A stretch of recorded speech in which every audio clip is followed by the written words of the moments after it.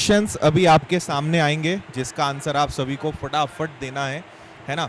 देखिए आज के सुबह के मैक्सिमम क्वेश्चंस हमारे पास आए हैं, शाम की शिफ्ट के क्वेश्चंस आए होंगे, लेकिन टाइप अभी वो नहीं हो पाए होंगे, तो कोई दिक्कत नहीं है। जितने सवाल हमारे पास आज दिन भर के आए हैं वो आप और हम मिलकर सॉल्व करेंगे, ठीक है।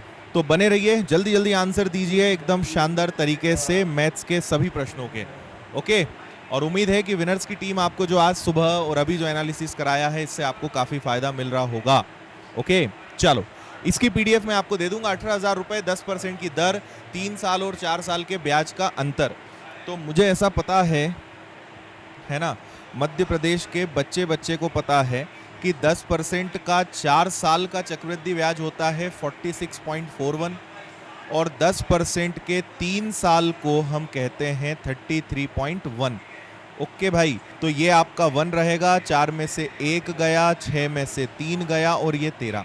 तो 4 साल और 3 साल के चक्रवृद्धि ब्याज का अंतर कितना है? 13.31।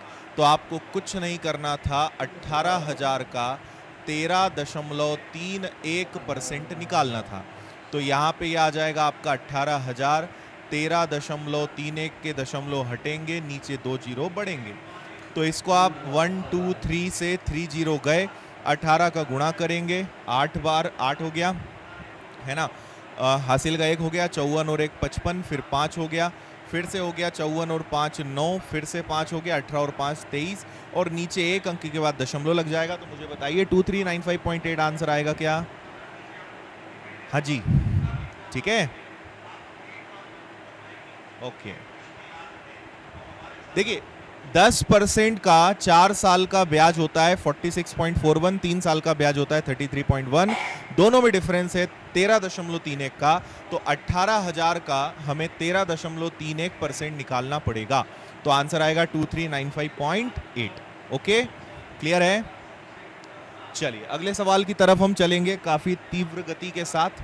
अगला सवाल है, ए और बी एक चारागाह किराए पर लेते हैं जिसका किराया 1250 रुपए है। ए से 24 गाय 6 महीने, बी ने 16 भैंस 4 महीने तक चराई और 3 गाय उतनी ही खाती है जितना 2 भैंस। देखो 3 गाय उतना ही खाती हैं जितना 2 भैंस, यानी बफेलो। तो काऊ और बफेलो का जो रेशो बनेगा खाने का, वो बनेगा क्षमता का, वो बनेगा 2 और 3, है ना। अब आ जाओ सवाल पे। ए ने 24 गाय 6 महीने तक, और गाय यानी काऊ किस क्षमता से? 2 की क्षमता से। और बी ने 16 भैंस 4 महीने तक, और किस क्षमता से? 3 की क्षमता से इनको चराया। और अब 1250 रुपए इस अनुपात में बढ़ जाएंगे, है ना। चलो तो इसको सॉल्व कर लेते हैं। तो ये हो जाएगा आपका 8 तिया 24, 8 दूनी 16, और क्या हो सकता है? 6 दूनी 12, 4 तिया 12।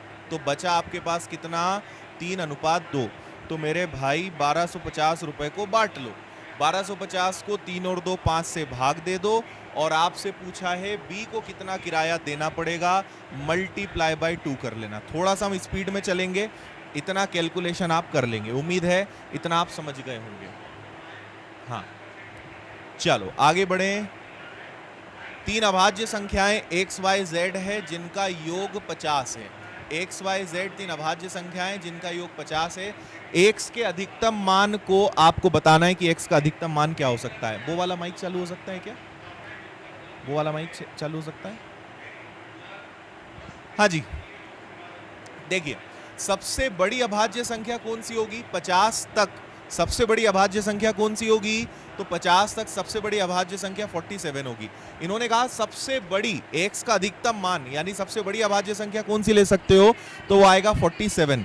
अच्छा हमारे पास 50 में से 47, ठीक है ना, 47 नहीं, हाँ ठीक है 47 हम ले लेंगे। तो हमारे पास 50 तक यहाँ पे आ जाएगा। अब यहाँ पे आपके पास क्या बच जाएगा? 3 बच जाएगा।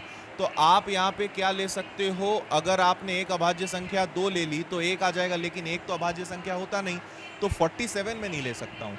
तो मैं यहाँ पे क्या लूंगा? 43 लूंगा। अगर 43 लूंगा तो 50 में से 43 गया तो एक आपकी संख्या 2 हो जाएगी, है ना, या फिर आप एक संख्या यहाँ पे 5 ले लीजिए और एक संख्या 2 ले लीजिए, तो x का सबसे बड़ा मान 47 के बदले 43 होगा, है ना, 43 लेना पड़ेगा, तब मामला आपका सेट होगा, हाँ या ना? हाँ जी, माइक चेंज कर लूं?